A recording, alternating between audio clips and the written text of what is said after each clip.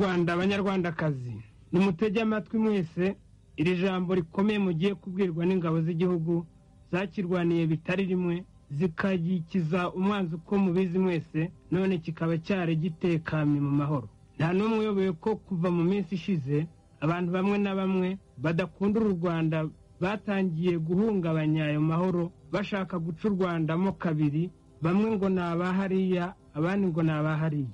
U Rwanda rutangira kudindira bitewe n'uko bamwe badashaka ko u Rwanda rukomeza gutekama mu mahoro no mu bumwe. Uwari wanatorewe guca akarengane mu Rwanda ariwe Gregory Kayibanda, tukibishimira, yaguye mu nzara z'abatifuza amahoro y'igihugu, aribo badashaka kumva ko abanyarwanda bose ari abavandimwe, ko u Rwanda rudashobora kubaho muticiyemo uduce nk'uko bamwe bashatse kubigeraho, bitwaza ngo baragira inama umukuru w'igihugu, bakamugira imfungwa yabo, bamutegeka ibyo akora byose niyo byaba binyuranyije n'ukuri n'urukundo abanyarwanda bose bagomba kugirana. Uwo mwuka mubi wazanywe n'abadakunda u Rwanda wari ugiye kurenza urugero. Muri iri joro u Rwanda rwari rugiye kugwa mu byago rutari ruteze kuzavamo. Abo bihaye kugira umukuru w'igihugu inama bari batumye aroha igihugu cyacu. Mwese muzabimenya neza mu minsi iri imbere. Ingabo z'igihugu zarumviye, zarihanganye bihagije, ariko ntizishobora kubona igihugu cyacu gipfa biteye isoni, kandi zarakirwanyeho ubudahwema. Ingabo z'igihugu zigizwe n'abana b'u Rwanda rwose ntizishobora kwemera ko igihugu cyacu kicagagurwa nk'aho kitagira ba nyiracyo. Ntizishobora kwihanganira ko umunyarwanda yakwanga undi kubera ko batava hamwe. Iyo mipaka bamwe bashaka gushinga ntituyishaka, ntawe tuzabyemerera n'umwe. Aho yava hose u Rwanda ni rumwe kandi rugomba gukomeza kuba rumwe. Kubera ibyo byose tumaze kubabwira, banyarwanda banyarwandakazi, ingabo z'igihugu ziyobowe na nyakubahwa General Habyarimana zemeje ibintu bikomeye bikurikira. Icya mbere, amatiku ya politiki arahagaritswe mu Rwanda hose. Umuturage wese ukunda amahoro niyikorera imirimo ye, yime amatwi ushaka kumushyiramo ayo matiku kugira ngo amuteze ibyago. Icya kabiri, guverinoma yariho nubwo ntacyo yari igikora irahagaritswe. Ba secrétaire general bashinzwe gukomeza administration mu mahoro batareba ngo uyu ni uwa hariya na hariya. Icya gatatu, hashinzwe komite igenewe kugarura amahoro n'ubumwe mu gihugu. Iyo komite niyo izakora imirimo ya leta kugeza igihe amahoro azatengamara mu gihugu, kikongera kwihitiramo abategetsi badashaka kugitatanya. Iyo komite yitwa Komite pour la paix et l'unité nationale. Icya kane, ubutegetsi bwa za prefectura bushinzwe abakuru b'ingabo z'igihugu bari basanzwe muri ayo maprefegitura. Ba burugumestre ba za komine bazakomeza imirimo yabo yo kuzamura abaturage. Icya gatanu, inzego za parti zirasheshwe. Icya gatandatu, inteko ishinga amategeko irasheshwe. Icya karindwi, Komite pour la paix et l'unité nationale irashaka amahoro, ntiyifuza ko hagira igitonyanga cy'amaraso cyameneka. Icya munani, abanyamahanga bakomeze mu mahoro gukurikiza amategeko. Icya cyenda, amasezerano u Rwanda rwagiranye n'ibindi bihugu na ONU cyangwa se n'indi miryango azakurikizwa. Iyi komunike itanzwe na ba officier supérieur bagize ubutegetsi bwa Garde Nationale: General Major Habyarimana, Lieutenant Colonel Kanyarengwe, Major Sekarije, Major Benda, Major Ruhashya, Major Gahimano, Major Munyandekwe, Major Serubuga, Major Buregeya, Major Ntibitura, Major Simba. Harakabaho Repubulika y'u Rwanda n'abanyarwanda bose. Amahoro nagwire mu Rwanda hose.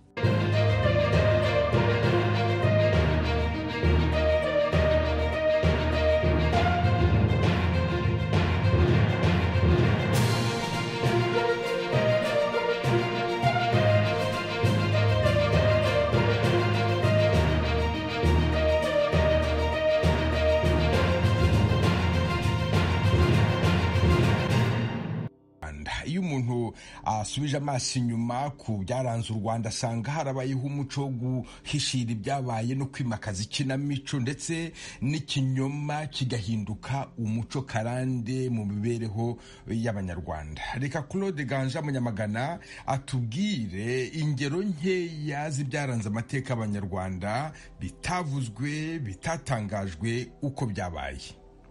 Mu mateka ya kera y'u Rwanda twavuga nka kudeta yo ku Rucunshu mu mwaka w'1897, gukurwa ku butegetsi kwa Musinga no kumuca mu Rwanda mu 1931, akajyanwa i Kamembe akahava Gimoba mu burasirazuba bwa Kongo.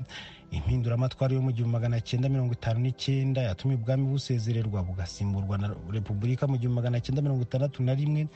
Kudeta yo mu 1973 yakuyeho Repubulika ya mbere igasimburwa n'iya kabiri. Intambara ya Ruhekura yagabwe n'ingabo za FPR tariki ya mbere z'ukwezi kwa 10 1990. Ubwicanyi bwajyanye nayo itsembatsemba, jenoside yakorewe abatutsi mu 1994, ubwicanyi bwibasiye Abanyarwanda muri Kongo guhera muri za 1996 n'ibindi. Nta mibare twifuje gutangaza y'abaguye aha cyangwa se hariya kuko itigeze yumvikanwaho mu buryo budakuka. Ahanini ibi byose byagiye birangwa no guhisha ukuri. Icyashyizwe imbere ni ikinyoma ku byabaye. Inkurikizi ni iyihe? Ni ubushyamirane, ni ukutoroherana, uguhangana bidashira hagati y'Abanyarwanda. Muri make ni ukutabasha kwiyunga bya nyakuri. Ku Banyarwanda bamwe hari aho bagera bakumva ari nk'amayobera ku Banyarwanda gusa. Ku bandi ni amateka atarigeze amenyekana kandi atagomba kugarukwaho. Ku bandi bitewe n'icyiciro barimo ni umubabaro batazigera bashira. Aha se twavuga ko icyita rusange kuri abo Banyarwanda n'abakurikiranira hafi amateka y'u Rwanda ari ikihe? Icya mbere ni urujijo, ni ukwitana ba mwana, ni ukutavuga rumwe, ni ukujya impaka z'urudaca. Icya kabiri kinateye ikibazo cy'ingutu ni uko nta Munyarwanda n'umwe ubifitemo inyungu, nubwo bamwe ari byo baba batekereza ku ikubitiro, ahubwo bose babihomberamo kuko bahora muri politiki ya ndamuki. Buza kandi mbaha ikaze ku Ijwi ry'Amerika umunsi wa 4 Nyakanga umwaka w'1973 wasaga n'iyindi. Kigali umurwa mukuru ndetse no hirya no hino mu gihugu muri za prefectura zose uko ari 10 biteguraga amatora ya za komite z'ishyaka rya MDR yagombaga kuba bukeye ku itariki ya 5. Ni nayo mpamvu abategetsi benshi batari Kigali bari wabo bategura amatora, abandi bari mu biruhuko. General Juvenal Habyarimana wari minisitiri w'ingabo we byavuzwe ko yari yiriwe iwabo Irambura mu cyahoze ari prefectura ya Gisenyi. Kuri uwo munsi Perezida Gregory Kayibanda yamutumyeho intumwa nyinshi. Hari izagiye kumushakira Kanombe, nizagiye kumushakira mu Kiyovu aho yaratuye. Tubanze twumve uko umufasha we Agathe Kanziga Habyarimana abivuga. Ce jour-là du coup d'état, je dirais, il n'était pas à la maison. Kuri uwo munsi wa kudeta icyo nakubwira ni uko atari yiriwe mu rugo. Yari yagiye iwacu ku ivuko ku Gisenyi gutegura ubukwe bwa murumuna we.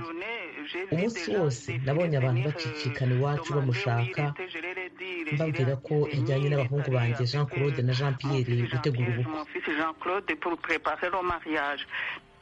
Et puis par après, il est rentré tard, même la nuit. Yaje gutaha atinze mu masaha ya 3 z'ijoro. Nari narangije guteka, ajya ku meza, arangije ajya kuryama. Ariko namubwiye ko hari abantu baje kumushaka boherejwe na Kayibanda ngo bamuzanire. Il s'est mis au lit, mais aussitôt au lit, les gens ont commencé à défiler encore à la maison. Yagiye kuryama ariko ntibyatinze abantu bongera gutangira kuza bavuga ko bashaka kuvugana nawe. Kubera ko yari yatashye atinze ntiyashaka kuvuga. C'était un militaire qui a insisté, qui a dit ariko umuntu wa gatatu waje yari umusirikare arahatiriza avuga ko Perezida Kayibanda ashaka kumubona. Yagiyeyo turamutegereza ariko yagarutse yihuta aje gushaka imfunguzo ze zo muri Etat Major, aragenda ntiyagaruka. ahubwo muri iryo joro umunyezamu yaje kutubwira ko ahari abasirikari barimo binjira mu rugo, avuga ko atazi icyabaye. mu kanya nababwiraga ko hari intumwa zoherejwe na perezida Kayibanda gushaka Habyarimana, zimwe zikajya i Kanombe izindi zikajya mu Kiyovu. Reka duhere kuri Colonel Atanaje Gashake wari kapitene icyo gihe muri 1973, akaba yarayoboraga Escadron de Reconnaissance. Colonel Gashake, murakaza neza ku ijwi ry'Amerika. Merci. Muri iryo joro ni iki mwibuka cy'iryo joro ryahinduye ubutegetsi mu Rwanda? Muri iryo joro njyewe nari kapitene de semaine, hanyuma mu 21 ntibari kuri secrétaire général à la présidence, aza gutelefona ambazaho ministre de la défense ari Kiraya Habyarimana, mubwira ko ntahazi kigura, mubwira ko wagomye kumenya aho ari l'officier de permanence. L'officier de permanence yari major de Bitura Asomara. Hanyuma quelques heures plus tard, vers 23 heures, aza kongera gutelefona avuga ko yohereje abantu babiri nkajya kubereka kwa Habyarimana i Kanombe. Icyo gihe nari maze no kuryama, ndabyuka ndambara, ngeze ku muryango usanga imodoka irahari irategereje. Njyamo, harimo shoferi na convoyeur. Ngiye kwicara iruhande rwa convoyeur, ngiye kwicara inyuma nako convoyeur avuyemo, aticara hano nicara imbere iruhande rw'umushoferi, convoyeur ari inyuma yanjye. Turazamuka ko ntuye muri quartier ni plutôt munyure kuri corps de garde, ngira officier de garde ko ntagira ikiba amyashakira, baranyemerera inyura kuri corps de garde, mbwira officier de garde ngiye gushaka Habyarimana i Kanombe. Turagenda tugeze imbere ya école supérieure militaire, ndababaza nti kuki mushakira Habyarimana i Kanombe kandi mwavuze ko mutazi aho ari? Ntibagira icyo basubiza. Noneho reka tuba tunyuriwe hano mu Kiyovu, ntikigomba cyo Kanombe. Baranyemerera, imodoka yabo baranyemerera, byayo tugezeyo dusanga Habyarimana imodoka irahari. Noneho tubaza ntoza imvamo nako yewe imbaza umukozi wari aho ngaho, umushumba nimba umuzamu nimba ari iki simbizi, atarahari, atari ko yaryamye. Noneho ntimubyutse perezida ngo aramushaka, akomeza kuvuga ati kwese ati yaryamye. Noneho igihe tukivuga rero Habyarimana abaraje, mbona ari ku muryango na peignoir ku muryango, yari muri peignoir. Noneho igihe ntaramubwira impamvu naho ngaho abari mu modoka basigaye mu modoka bahageze bati perezida gushaka urgence. Ubwo we yaravuze ati kigiye kwitegura ndaje. Nta kindi bamubwiye, nta kintu bamubwiye.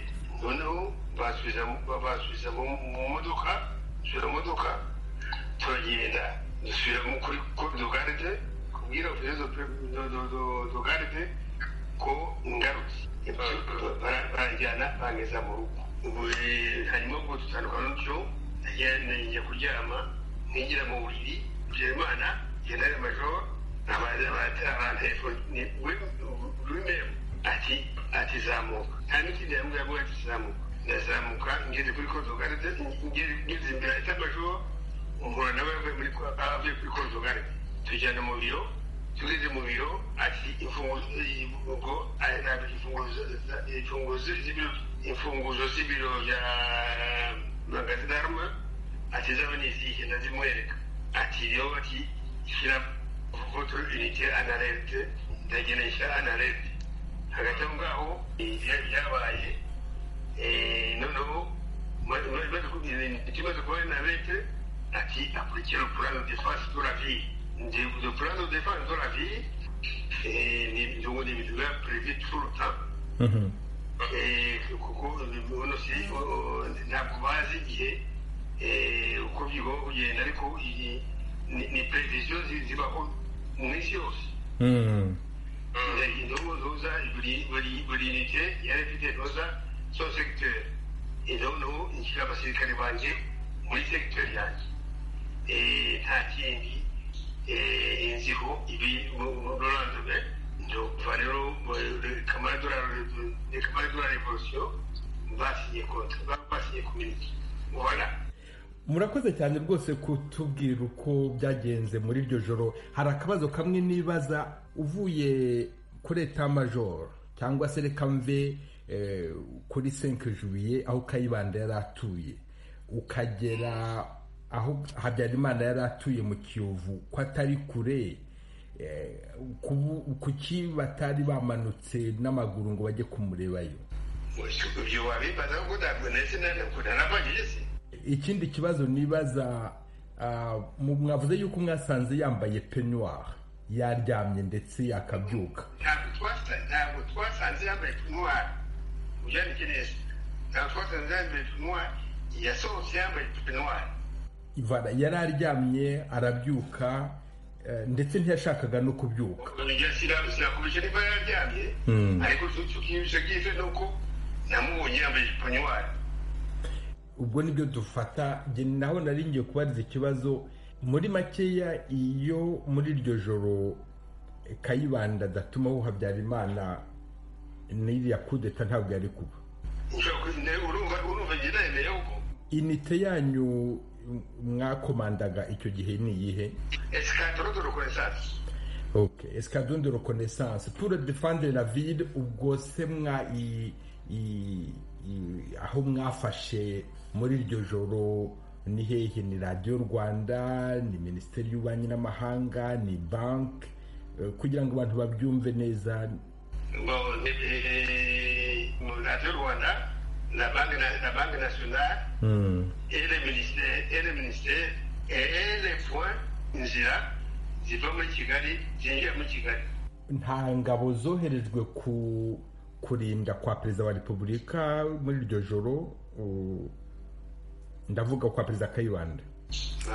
Ibyo batanga amategeko, sinari mpari bambwiye yanjye, ndagenda, ari ntabwo nagiye kureba, bagomba kuba bagiyeyo, ariko ntabwo nzabona ngo ni kanaka.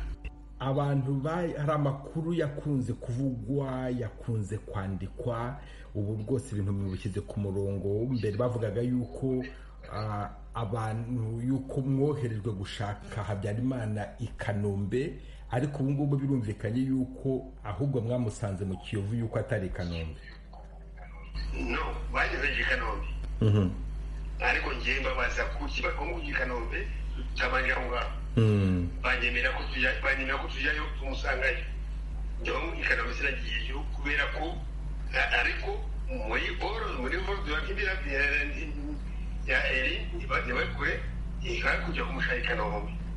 Mbese uko Habyarimana mwamubonye muri uwo mugoroba, ari we mumubwira ubutumwa bwa Perezida Kayibanda, nuko mwamubonye muri etat major ababwira ati ni mushyire mu bikorwa gahunda yo kurengera ubusugire bw'umujyi, icyo gihe mwigeze mubona ari umuntu wari ufite ubwoba cyangwa se wakoraga ibintu yari yiteguye kare?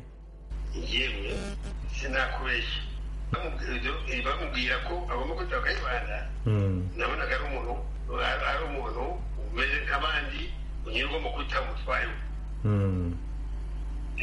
Ariko nyine avuga ati mutegure noza plazanyo de défense de la ville. Umuntu abona ko arahite ari adongo ariko gusenga ase tuye ari nk'umuntu ushaka kudefanda.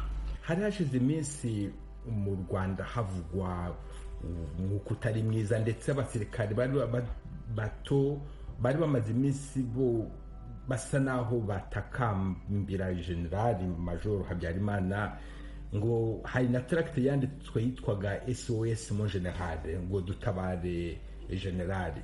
Iyo tracte mwarayumvise ko yabayeho, uko abantu bamugiraga bati dutabare ubutegetsi buhinduke, ko ntacyo ukora?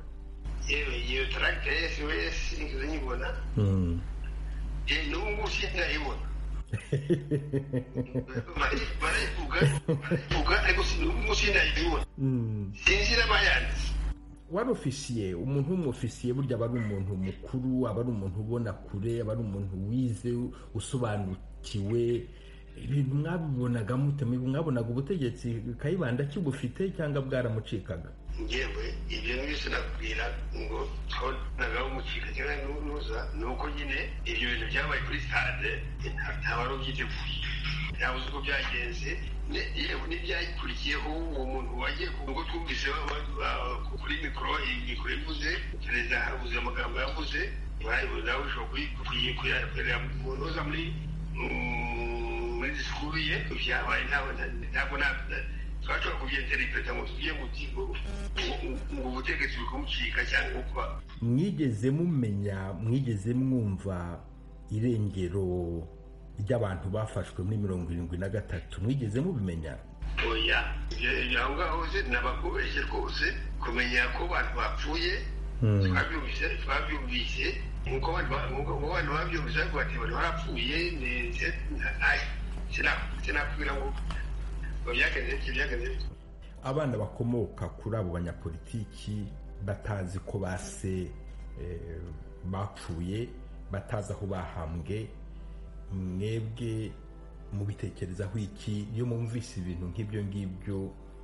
Nawe urabyumva, ufite iwawe niyo yaba yavuye muri prison, wamenya ko yapfuye, ukamenya ko yahamba cyangwa aho yahamba, cyangwa se bakubwira impamvu ye. Ubwo ibyo ari byose abantu ubwo icyo kubabaza simbizi, bababwira ko abantu bapfuye, bababwira ko bapfuye, bababwira nabo babashyize, simbizi. Ijwi ry'Amerika ryashatse kumenya uko General Major Juvenal Habyarimana yakiriwe na Kayibanda muri iryo joro. Ubwo twashatse undi muntu wabitubwira, kubera ko magingo aya amakuru yose yatanzwe na Habyarimana ubwe kandi nta muntu bari kumwe. Mu bana ba Perezida Kayibanda nta numwe washoboye kugira icyo atubwira ku bantu bavugwa ko bari wabo muri uwo mugoroba. Ariko Jean Marie Vianney Nkeza-Bera wari umunyeshuri muri kaminuza mu Bubiligi yari yaje mu biruhuko mu Rwanda. Kuri uwo mugoroba yaherekeje se wari minisitiri w'ubuhinzi n'ubworozi, bajyana kwa Perezida Kayibanda. Bwana Nkeza-Bera, kudeta iba wari ufite imyaka ingahe? 27 mwaka wa mbere wa universite. Birumvikana rero yuko Jean Marie Vianney Nkeza-Bera yari umusore mukuru, ari mwaka wa mbere wa universite. Muri iryo joro kudeta iba wari he? Wari i Kigali, wari i Butare, wari i Gitarama? Nari i Kigali, nari Kanombe wacu kwa Mumpera. None iby'iyo kudeta yarayibaye wabimenye ute? Kudeta iba babivuze kuri radio, naho twabyumviye mu gitondo komunike yabo. None wowe so ukubyara papa wawe icyo gihe yari afite uwuhe mwanya? Yari minisitiri w'ubuhinzi n'ubworozi na perezida wa MPR Parmehutu muri prefecture de Kigali.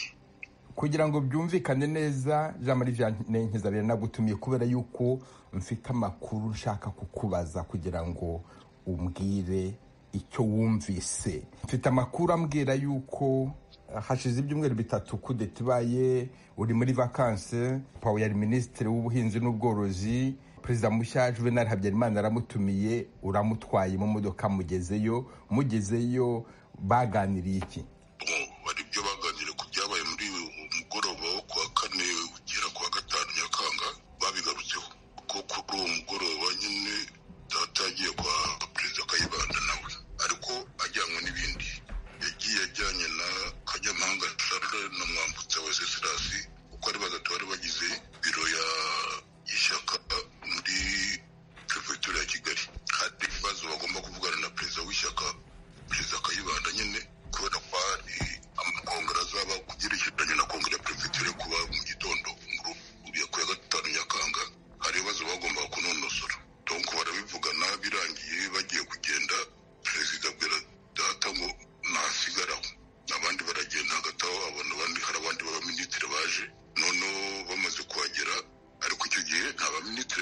barabiretse bose barabigitarama nansana nawo ku Kibuye ariko papa bisobanura bukeya aho agarukiye avuga ati twageze kuko hari amanama ya kongere muri za prefecture zose abo mwene ma prefecture bari bagiye iwabo kubera amanama y'amakongere y'ishyaka noneho icyo gihe muri iyo nama perezida bereka igipapuro sinzi uwagiye ngo agisome baranavuga ngo nta gisoma ngo iki kintu gitukana na data wagifashe aragivuga ati ko atari ryo wacyanditse aragisoma icyo bitira SOS mu general yamaze kugisoma kuko bavuga ko ari we bacyohereje batereka bamushake perezida asaba ko bamushaka atuma ko bamushaka ngo baramubura bigize ikintu no papa no watashye twari dutuye Kanombe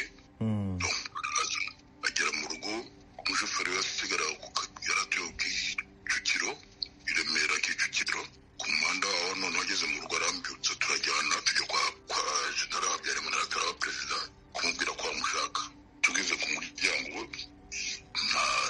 ntabwo badukinguriye twari bitahiye mwitondero nibwo kudati yabaye mwebwe mwagiye kumushaka i Kanombe kugira ngo tumubwire ko bamushaka bamukeneye ariko mwaba muzi nimba yari i Kanombe cyangwa yari ahandi icyo tuzi uko biri nawe yabivuze ndi mari abwira papa nuko yari yiriwe iwabo ngo ategura ubukwe bwa murumuna we bwagomba kuba mu kwa munani ngo hagarukiro nibwo yashoboye kujya kwa perezida yaba yaragiye yavuye i Kanombe cyangwa yavuyeyo avuye mu Kiyovu icyo gihe ntabwo yavuze detaye ariko se ubundi arasigaye atuye i Kanombe waba wibuka niba icyo gihe yaravuze ko yageze kwa Kayibanda njyayo ndi kumwe na data hari n'ubundi yari yamwakiriye mu biro yavuze mpari nibyo yari yamubwiye ko papa yabimbwiriye dutaha avuye mu biro byazi hari nk'iminsi 10 kudeta ibaye arabimubwira none igere ko ibyo navuze ibyo mvuga nibyo niyumviye nyine nawe nanjye turi kumwe turiwe mu rugo i Kanombe avuga nyine ko yahageze perezida akamwereka icyo gipapuro akamubwira ngo niyicare mbere yo yinjira yabonye ngo kapiteni Bizimana yinyabije mu miryango ugana muri za koridoro zo mu nzu imbere amaperezida aramubwira ngo niyicare noneho amwereza igipapuro undi aragisoma icyo kidokima sinzi niba urupapuro rumwe cyangwa ebyiri arangije kwesima aramubwira ati urayizi gatoya turabeshya ariho ngo icyo gihe perezida Kayibanda yari yakomeza kugenda akagenda akavugana n'umuntu akongera agaruka ngo ntabwo yigeze yicara akomeza gusirikira muri sanadota akajya ajya kuvugana n'umuntu noneho ngo atangira kugira ubwoba rimwe agiye kuvugana n'umuntu general arasohoka ajya gufata imodoka ye ngo ageze imbere ya salo arasanga ntariko arakoze mu mifuka ngo agira ngo agiye gukora muri revolver ngo amurase aratubwira ariko anongera ati nyuma naje kwibuka ko ntari kure n'ubundi akunda kuba afite ukuboko mu mufuka w'ikoti rye ariko ntawamurashe icyo gihe ntabyo yavuze rwose nari mpibereye nta sasu byabibereye bavuze byinshi nyuma byarananangaje batangiye kubivuga ko nabyiyumviye n'amatwi yanjye ari bubyivugira uriya navuganye na Colonel Serubuga nawe wahise ajya muri etamajoro aravuga ngo generali yamubwiye yuko ngo bamurashishije agapistole gatoya ariko wowe wivuganiye na wumvise ibyo perezida yavuze yuko ntawamurashe ariko nabyiyumviye rwose n'amatwi yanjye kandi hari abamuteze ushaka gutega umujinda ntabwo wabigira gutya n'abasirikare icyo gihe bateguye ikintu nk'icyo ni ukuvuga ko n'abasirikare bamwe babaga ku muryango wo kwinjira bagomba kuba wabateguye kugira ngo bamubuze gusohoka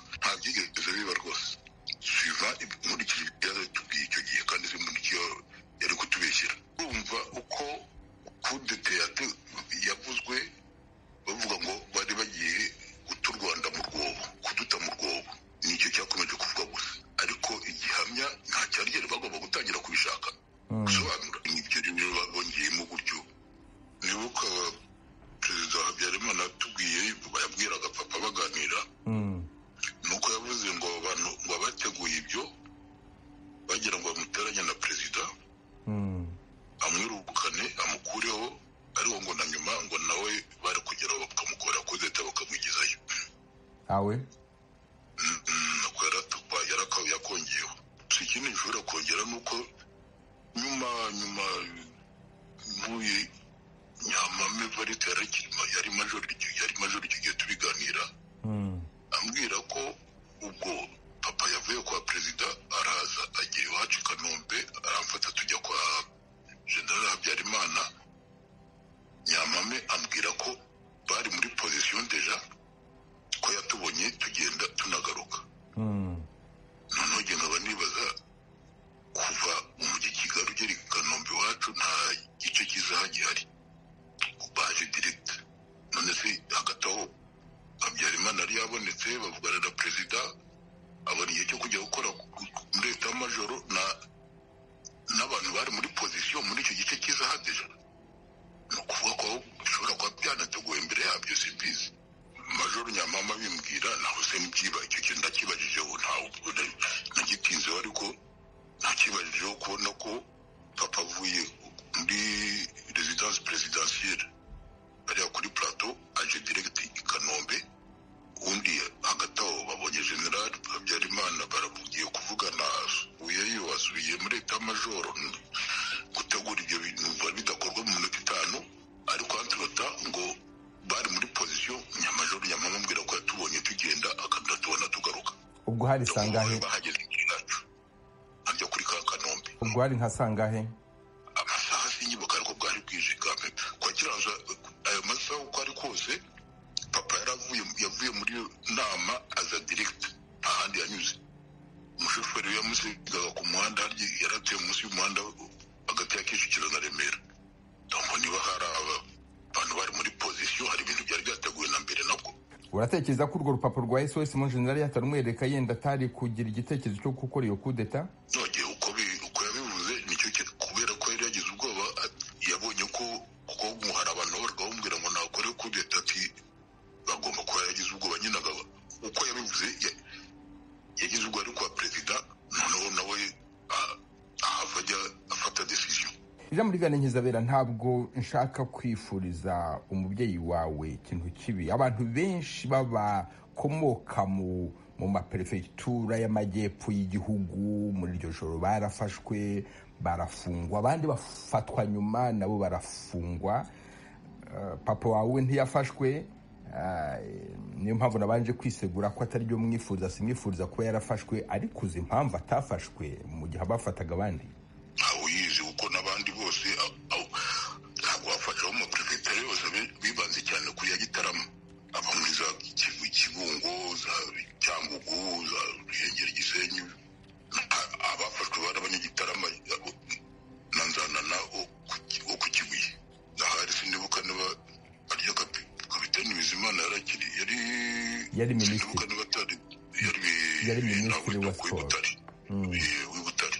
Ntabandi nk'abo muri perefegitura bafashwe icyo gihe, kandi n'abandi rero hari n'abafashwe nyuma babo nyine b'abanyagitarama ntibafashwe muri iryo joro bose.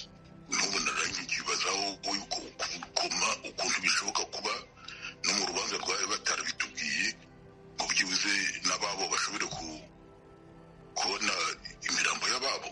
Reka twongere dusubire inyuma gato. General Habyarimana avuye kwa Kayibanda akajya mu biro bikuru by'ingabo z'u Rwanda, Etat Major, yahise afata icyemezo cyo gufata ubutegetsi. Amakuru yatanzwe n'ubutegetsi icyo gihe nuko yahise ahamagara abasirikare bari hafi akabashinga imirimo. Umwe muri abo ni Colonel Laurent Serubuga. Kugeza mu kwezi kwa gatanu muri 73 yari ashinzwe administration n'abakozi, ariko guhera mu kwezi kwa gatandatu ajya muri Minisiteri y'Ingabo z'igihugu, aho yashinzwe gucunga ibikoresho no gucunga umutungo. Reka tumwumve.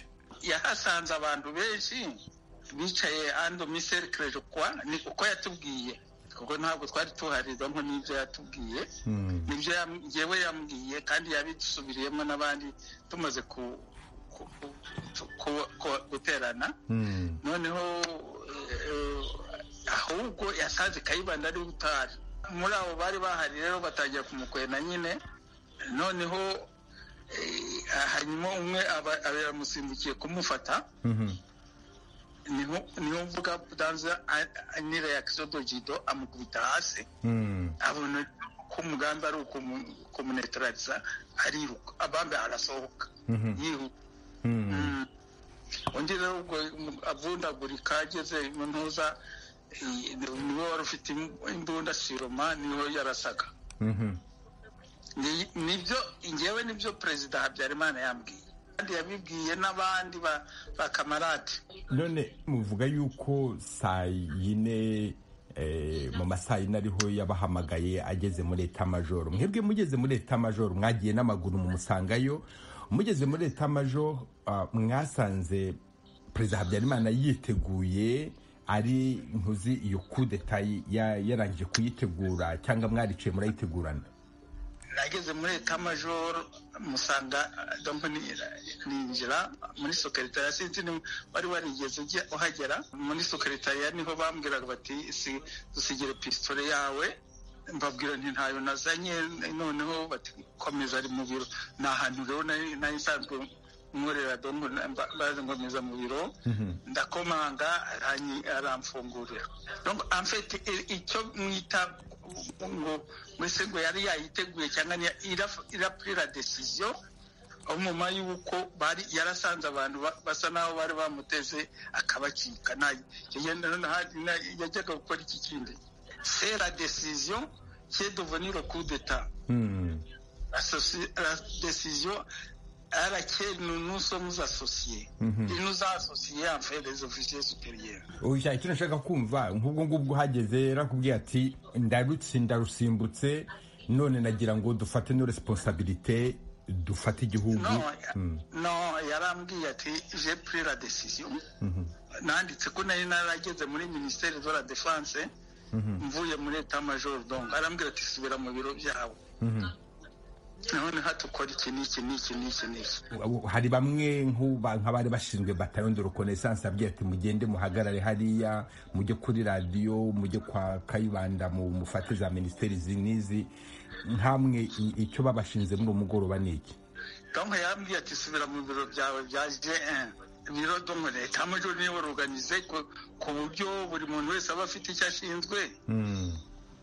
Ari nabwo yambwiraga ati umenye ni dorénavant ninjye wabikoraga none nari nashyize abasirikari hariya rentrée de l'État Major usanzeho b'abapeyemu bari hamwe na officier d'ordonnance wanjye.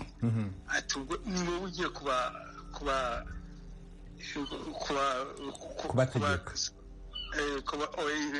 organiza. Noneho rero ati donc vous allez diriger mu gihe ndi muri ibi by'intuza bya vurugu ura contrôler le centre de transmission. Aho rero niho benshi batamumva.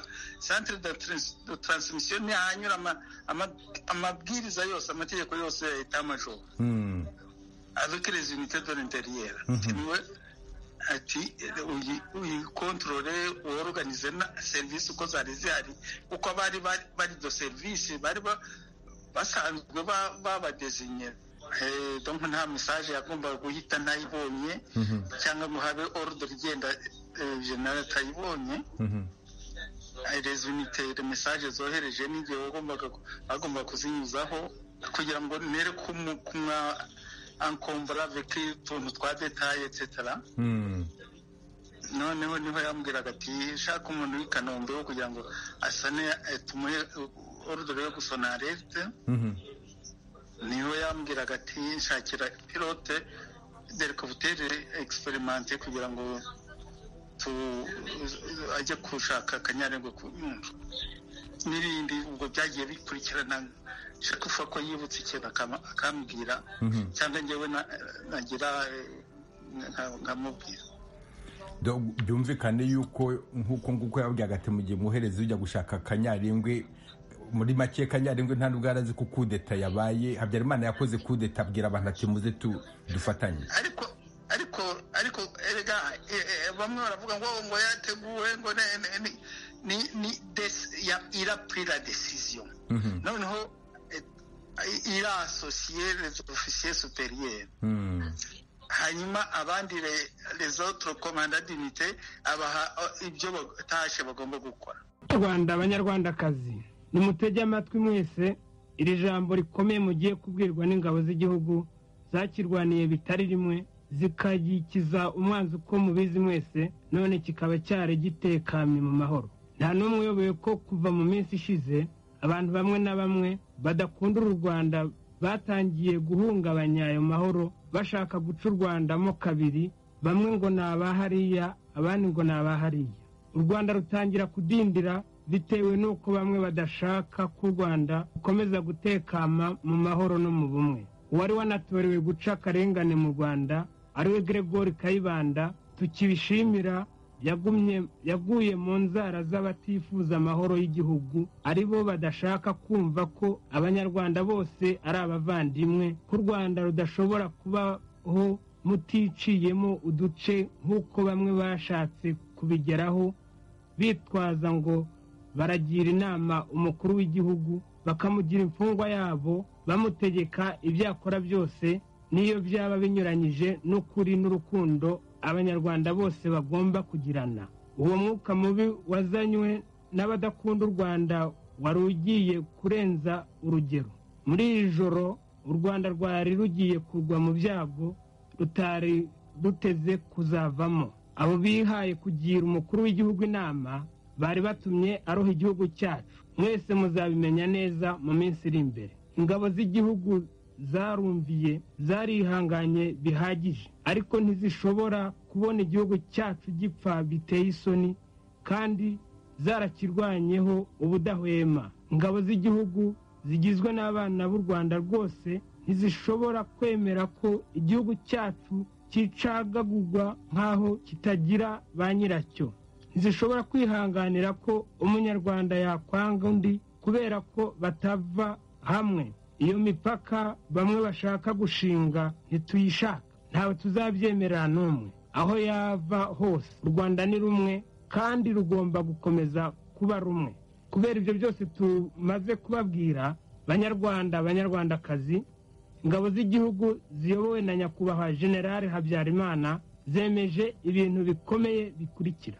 Icya mbere, amatiku ya politiki arahagaritswe mu Rwanda hose. Umuturage wese ukunda amahoro niyikorera imirimo ye, yime amatwi ushaka kumushyiramo ayo matiku kugira ngo amuteze ibyago. Icya kabiri, guverinoma yariho nubwo ntacyo yari igikora irahagaritswe.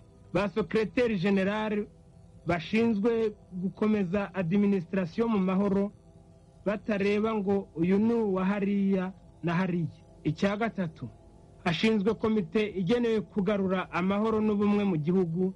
Iyo komite niyo izakora imirimo ya leta kugeza igihe amahoro azatengamara mu gihugu, kikongera kwihitiramo abategetsi badashaka kugitatanya. Iyo komite yitwa Komite pour la paix et l'unité nationale. Icya kane, ubutegetsi bwa za prefectura bushinzwe abakuru b'ingabo z'igihugu bari basanzwe muri ayo maprefegitura. Ba burugumestre ba za komine bazakomeza imirimo yabo yo kuzamura abaturage. Icya gatanu, inzego za pariti zirasheshwe. Icya gatandatu, inteko ishinga amategeko irasheshwe. Icya karindwi, Komite pour la paix et l'unité nationale irashaka amahoro, ntiyifuza ko hagira igitonyanga cy'amaraso cyameneka. Icya munani, abanyamahanga bakomeze mu mahoro gukurikiza amategeko. Icya cyenda, amasezerano u Rwanda rwagiranye n'ibindi bihugu na ONU cyangwa se n'indi miryango azakurikizwa. Iyi komunike itanzwe na ba officier supérieur bagize ubutegetsi bwa Garde Nationale: General Major Habyarimana, Lieutenant Colonel Kanyarengwe, Major Sekarije, Major Benda, Major Ruhashya, Major Gahimano, Major Munyandekwe, Major Serubuga, Major Buregeya, Major Ntibitura, Major Simba. Harakabaho Repubulika y'u Rwanda n'abanyarwanda bose. Amahoro nagwire mu Rwanda hose.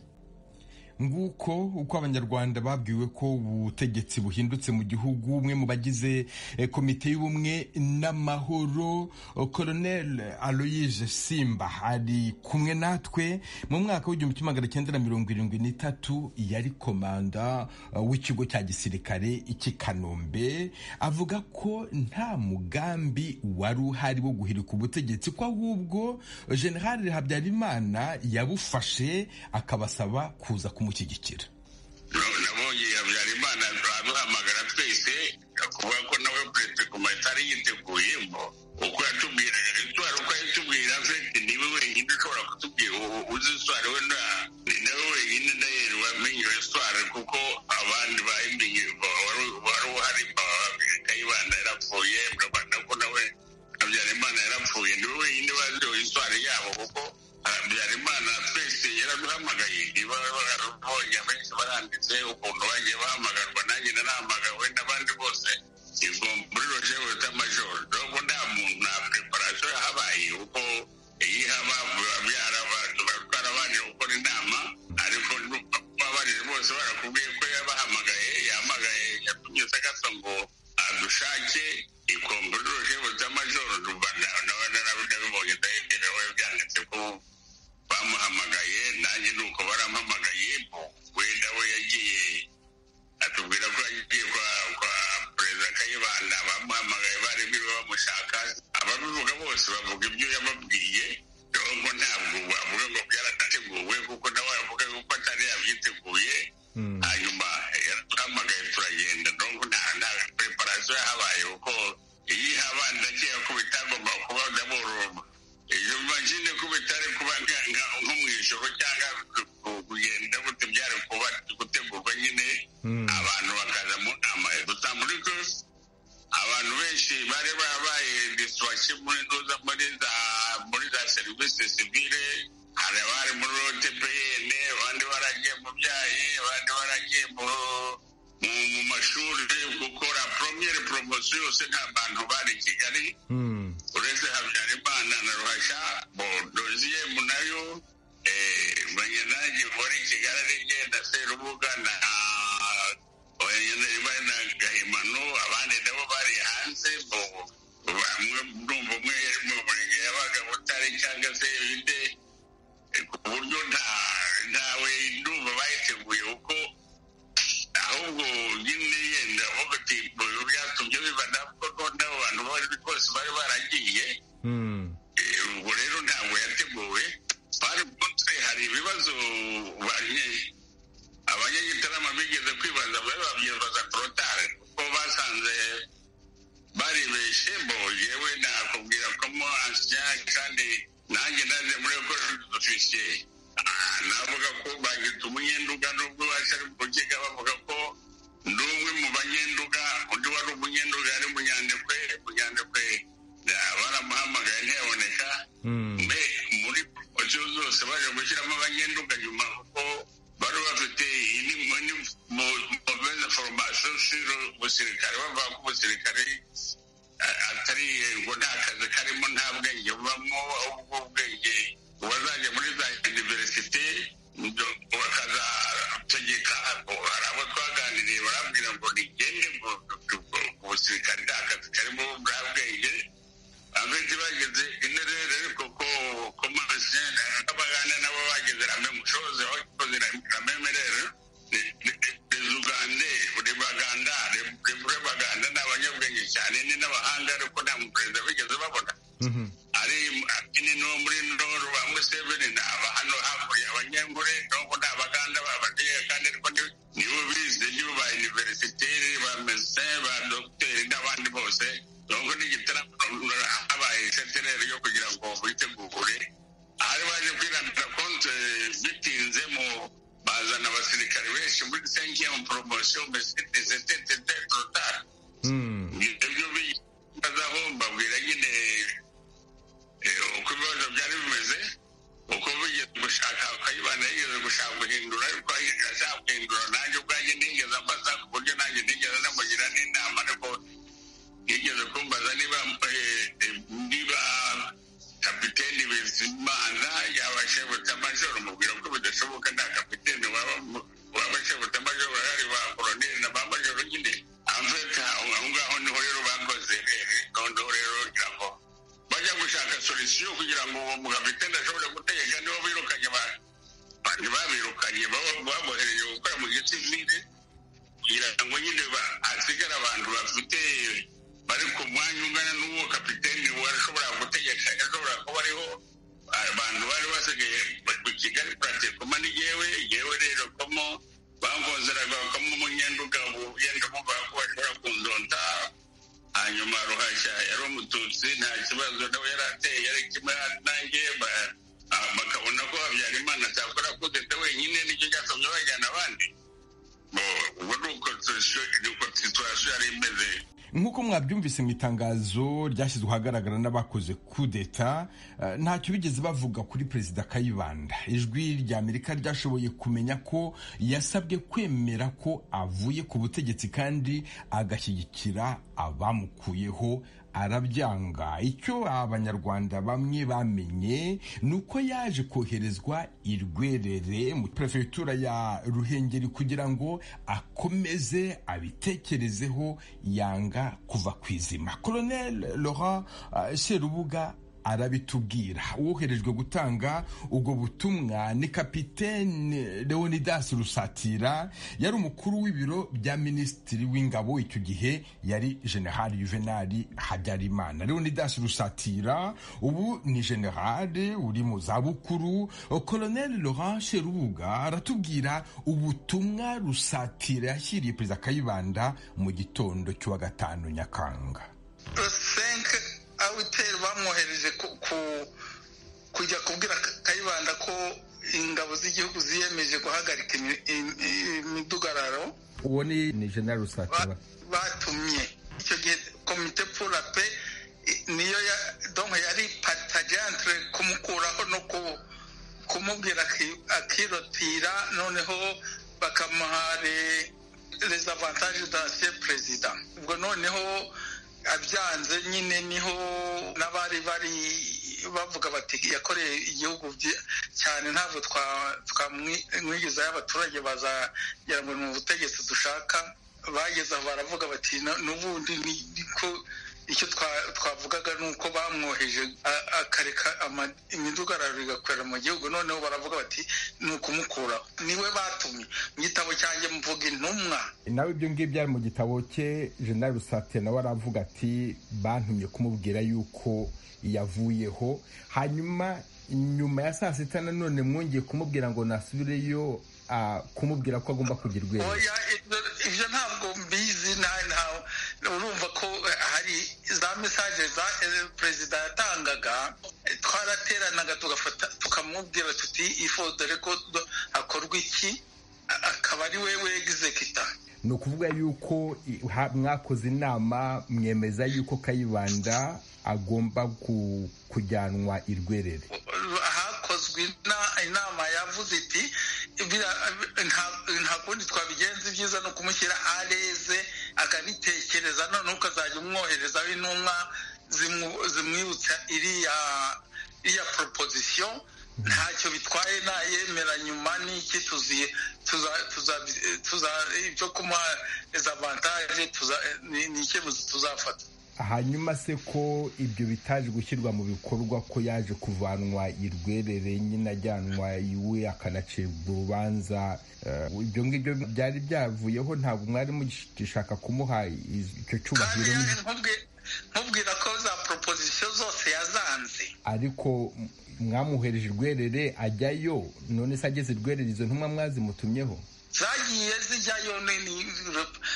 Perezida Habyarimana niwe watubwiraga ati namwohereje ankora indi ntumwa, yagumye kubyanga. Kayibanda yanze kuva ku butegetsi kandi yari yarabuvuyeho, ubwo se yari kubyanga gute? yari kubugarukaho ku ngufu? We kugira ngo arokonese l'action salvatrice des forces armées. Mwamusabye kwemeza ko habaye kudeta, ko yemera ko yagombaga kuvaho? Oya, ko avuga ati ko igihugu cyari kiri mu mudugararo ikomeye, noneho ingabo z'igihugu zifata icyemezo cyo kugira ngo zibihagarike. Ibyo ndazishimira ko icyo gikorwa cyazo, noneho ngewe nahisemo kwegura.